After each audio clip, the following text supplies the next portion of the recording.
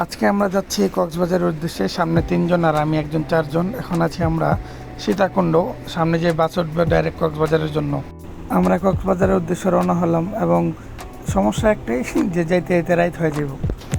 আমরা রাত্রে যেয়ে নামবো এবং তারপরে আমরা নগদ রুমটা ভাড়া কইরাই আমরা সব কিছু খাই চলে যাবো বিচে। সুতরাং সেই পর্যন্ত একটা ঘুম দেওয়া যাক।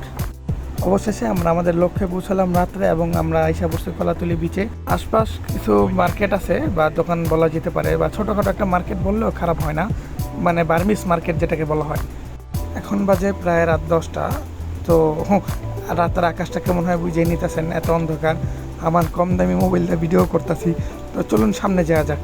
আপনাদেরকে একটু সমুদ্রের ঢেউয়ের আওয়াজ শোনাই। তারপর আমরা এই রাত্রিবেলায় সুগন্ধা বিচে চলে আসলাম এবং সুগন্ধা বিচে ভালোই সুন্দর লাগলো জায়গাটা। এখানে সামুদ্রিক মাছ, অক্টোপাস, তারপর হইলো কাঁকড়া, এগুলা বেচে। ভালোই লাগলো জায়গাটা আমার কাছে, যদিও আমিও একটা মাছ বা কাঁকড়া অথবা অক্টোপাস কিছুই খাইনি, কারণ ভাই এগুলা আমি পছন্দ করি না, খাইতে শৌখিন না। এবং তার পাশে যারা সমুদ্রে ঘুরতে আসে পর্যটকদের জন্য একটা ভালো এবং সুন্দর অনেক বড় মার্কেট, যেটা কলাতলি বিচের সামনে যে মার্কেটটা আছে সেটার তুলনায় বড়ই লাগলো আমার কাছে। এখানে এক ধরনের ফল খাইলাম যেটা আসলে আমার কাছে পার্সোনালি একটু ভালো লাগে নাই, কিন্তু আমার সাথে যারা আসছে তাদের কাছে নাকি অনেক ভালো লাগছে। পরের দিন সকালে আমরা ঘুম থেকে উঠাই সোজা খাবার দাবার খায়া বিচের দিকে রওনা হয়ে যাই।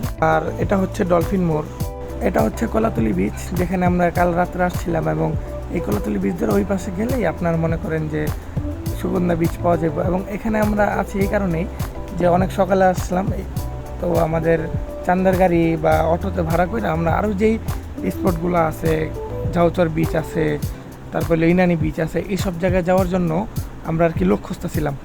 তারপরে লোক না পায় আমরা নিজেরাই ছোটোখাটো একটা অটো ভাড়া কইরাই 1000 টাকা নিছে, আমাদেরকে 4টা স্পট ঘুরাইবো এই কথা বইলা। যাওয়ার পথে মনোমুগ্ধকর পরিবেশ, এক পাশে পাহাড় এক পাশে সমুদ্র। আসলে ব্যাপারটা অন্যরকম ফিলিং দিতেছিল। এই যে দেখেন, আমরা যখন আর ইনানি বিচের দিকে যাচ্ছিলাম, এই যে কত বড় বড় পাহাড়। এবং আমরা যেটা করি সেটা হলো যে আমরা সর্বপ্রথম ইনানি বিচে চলে যাই, যেটা নিয়ে খুব দূরে। আর আমরা ওইখানে যে একটু বেশি সময় দিই এবং ধীরে ধীরে আসতে থাকি আর বাকি স্পটগুলো আর কি ঘুরতে থাকি। প্রথমে যাওয়ার ক্ষেত্রে আমরা সব স্পট পার হয়ে ইনানি বিচে চলে গেছিলাম। আর ওই দিনটা ছিল এমন একটা দিন যে এই বৃষ্টি এই রোদ, এই বৃষ্টি এই রোদ। আমরা ওটাতে খুব সমস্যায় ভুক্তভোগী ছিলাম।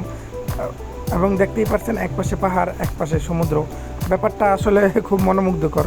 তারপরে আমরা এই যে ইনানি বিচে চলে আসলাম। ইনানি বিচে আসার পরে ইনানি বিচে কলাতলি বিচের তুলনায় মানুষ খুবই কম ছিল, বা 50% ছিল এরকম বলা যাইতেই পারে।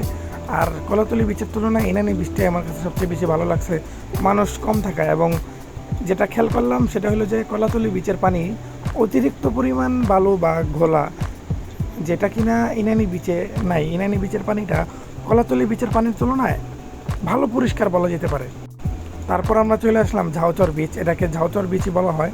তো ঝাউচর বিচে যেতে হলে এরকম একটা কাঠের পুল পাড়ি দিতে হয়, যদিও পানি অল্প, পানি কিন্তু এখানে বেশি না, কিন্তু কাঠের পুল দিয়ে যেতে হইব।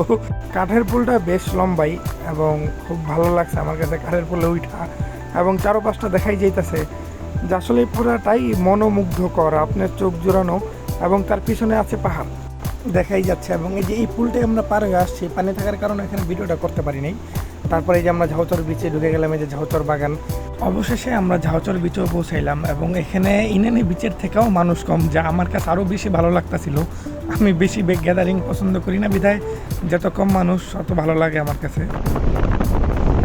বাতাস এবং সমুদ্রের ঢেউয়ের কিছু আওয়াজ শুনেলাম আপনাদেরকে, আশা করি ভালো লাগছে। এখানকার সব থেকে আকর্ষণীয় বিষয় হচ্ছে ওই যে দূরে দেখতে পাইতেছেন, ক্যামেরা যতটুকু জুম করা যায়, গরিবের মোবাইল যাই হোক, এখানে উঠতে বেশি না, মাত্র 2000 টাকা লাগে পার পারসন।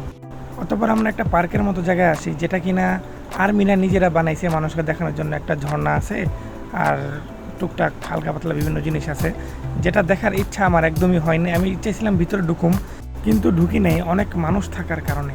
এবং সময় স্বল্পতার কারণে আমরা আরেকটা স্পট স্কিপ করে আমরা চলে আসছি গোসল করার জন্য।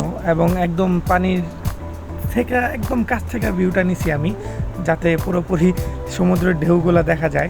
এখন আমি আল্লাহর সৃষ্টি সমুদ্রের সৌন্দর্য উপভোগ করি। এবং আপনাদের সাথে দেখা হচ্ছে সামনের নতুন কোনো ভিডিওতে, নতুন কোনো স্পটে। সেই পর্যন্ত ভালো থাকবেন, সুস্থ থাকবেন।